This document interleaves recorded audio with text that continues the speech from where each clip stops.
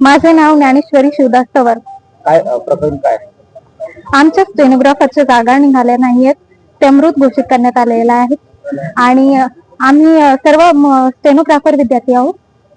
3 वर्षानंतर जागा निघत असतात. दर 3 वर्षानंतर 2022 मध्ये जागा निघाल्या होत्या, पण आता 2025-26 जागा निघाल्या नाहीत आणि त्यात अचानक ही सूचना आली की मृत घोषित करण्यात आलेली पद. त्यामुळे आम्ही खूप निराश झालेलो आहोत आणि आम्हाला वाटतं की ह्यावेळेस त्यांनी पद जे ते घोषित करू नये, मृत चालू करा आणि आमच्या सगळ्यांचं भविष्य त्यावर डिपेंड आहे. त्यामुळे आमचं नुकसान हे होणार आहे. आम्ही 5 वर्ष त्याच्यात घातले बेसिक साठी आणि आमचे सर्टिफिकेट आलेले आहेत आणि सर्टिफिकेट येऊन सुद्धा आम्ही पेपर देऊन काही फायदा होणार नाही, कारण कोर्टमध्ये नुसते जागा निघणारे कमी संख्याचे आणि आम्ही एवढी संख्या असून आमचे काहीच जण लागतील आणि बाकीच्यांचे खूप नुकसान होतील. त्यामुळे आम्हाला असं वाटतं की त्यांनी मृत घोषित करू नये आमचे पद. लोकप्रतिनिधींना आपण भेटलात का या अगोदर काही या संदर्भाबद्दल?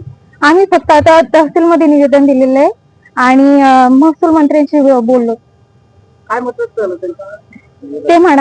ते म्हणाले की आम्ही तुमचे पद मृत घोषित करायचे नाही, हे प्रस्ताव ते मांडतील मंत्रिमंडळात.